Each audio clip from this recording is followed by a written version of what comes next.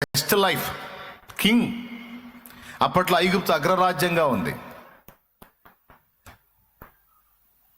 చాలా ప్రసిద్ధిగాంచిన రాజ్యంగా ఉంది. చుట్టుపక్కల రాజ్యాలన్నీ కూడా రాజ్యానికి దాసోహం అన్నాయి. ఆ స్థితిలో ఈజిప్ట్ ఉంది. ఆ సింహాసనం ఎక్కే ఆధిక్యత మోషేకి దక్కబోతుంది.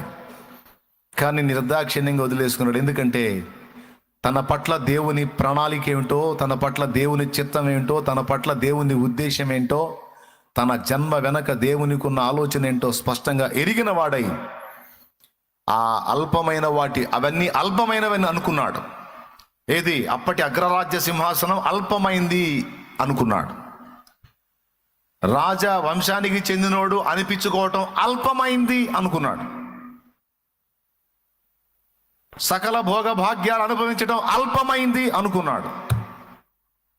మరి ఏది విలువైంది అంటే క్రీస్తు విషయమైన నింద గొప్ప భాగ్యము, దేవుని ప్రజలతో అనుభవించే శ్రమే గొప్ప భాగ్యం అని ఫిక్స్ అయిపోయాడు. ఫిక్స్ అయి ఎంత ఆశతో, ఎంత ఉల్లాసంతో, ఎంత ఉత్సాహంతో దేవుని ప్రజల్ని విమోచించడానికి మొదలుపెట్టి ఒక ఐగుప్తు సైనికుడు ఒక ఇశ్రాయేలీయుణ్ణి శ్రమ పెడుతుంటే, నిర్దాక్షిణ్యంగా కొడుతుంటే వెళ్ళి బాధింపబడుతున్న వాని పక్షమున నిలిచి బాధ పెడుతున్న వాడిని చంపి ఇసుకలోగా పెట్టాడు.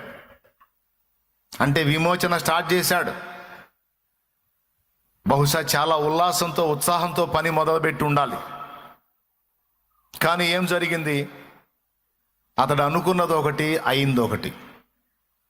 బోలెడంత చేసేద్దాం అనుకున్నాడు, బోలెడంత సాధించేద్దాం అనుకున్నాడు, బోల్డంత ఉద్ధరించేద్దాం ప్రజలను అనుకున్నాడు.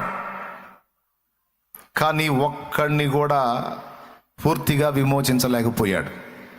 ఒక్కడిని కూడా. చివరికి ఏమైందంటే అక్కడి నుంచి జంప్ అవ్వాల్సి వచ్చింది. ఈ హత్య బయటికి వచ్చింది. ఎవరి ద్వారా వచ్చింది?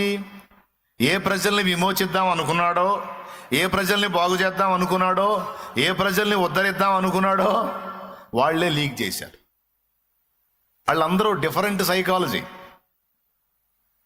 కూర్చున్న కొమ్మని నరుక్కునే టైపు.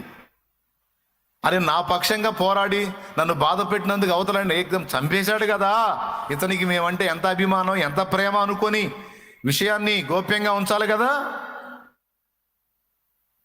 ఓపెన్ చేశారు వాళ్ళు. చివరికి బాధపడ్డాడు.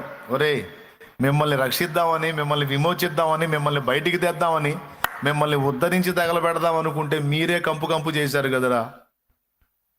ఈ సంగతి రాజుకు తెలిసింది. పెదవి దాటితే ఊరు దాటిద్ది అనే సామెత ఉంది. ఏ ప్రజల్ని బాగు చేద్దాం అనుకున్నాడో వాళ్లే తీసుకెళ్ళి అప్పచెప్పారు. వాళ్ళంతే. సంసోను కూడా అంతే అప్పచెప్తారు.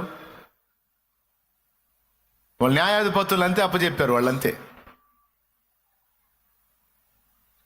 ఏం చేయాలి? చాలా కలలుగన్నాడు, కలలన్నీ కలలైపోయాయి. చాలా ఆశలు పెట్టుకున్నాడు, ఆశలన్నీ నిరాశలైపోయాయి. చాలా ఉత్సాహంతో పని మొదలు పెట్టాడు. పూర్తిగా నిరాశ, నిస్పృహ, నిరుత్సాహం ఎదురు దెబ్బల్లోకి వెళ్ళిపోయాడు. ఇప్పుడు ఏం చేయాలి? నాకు తెలిసి బహుశా దేవుని ముందు కూర్చొని ఉంటాడు, ప్రభా నా గతి ఏంటని. మీకు రెండో ఆలోచనే లేదు. రాజ్యంలో ఉంటే ఖచ్చితంగా చంపేస్తారు, ఖచ్చితంగా చంపుతారు. అందుకని ముందు అక్కడి నుంచి వెళ్ళిపోవాలని రాజాగ్రహమునకు భయపడక విశ్వాసము గలవాడ. ఒక్కసారి హెబ్రీ పత్రిక తీసుకోండి. ఇక హెబ్రీ పత్రిక 11వ అధ్యాయము, హెబ్రీ పత్రిక 11వ అధ్యాయము 23వ వచనం చదువు. 23 కాదు నాన్న, అన్ని వరుసగా ఉంటాయి.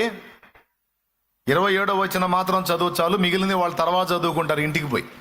విశ్వాసమును బట్టి అతడు అదృశ్యులైన వారిని చూచుచున్నట్టు స్థిరబుద్ధి గలవాడై రాజాగ్రహమునకు భయపడక ఐగుప్తును విడిచిపోయెను. దేవునికి స్తోత్రం కలుగును గాక. రాజాగ్రహమునకు భయపడక అంటే రాజు దాకా పోయింది. రాజు ఆగ్రహం కూడా బయలుదేరింది. అయితే భయపడలేదట. రాజాగ్రహమునకు భయపడాల. మరి భయపడినప్పుడు అక్కడే ఉండాలిగా. కానీ అక్కడ ఉండకూడదు. ఎందుకు ఉండకూడదు? అక్కడ ఉంటే తాను అనుకున్న కార్యము నెరవేరదు. కాబట్టి ముందు అక్కడి నుంచి ఎస్కేప్ కావాలి. అక్కడి నుంచి ముందు పక్కకి వెళ్ళిపోయాడు. మిద్యాను దేశమునకు వెళ్ళిపోయాడు. అక్కడ ఇత్రో అనేవాని ఇంట చేరాడు.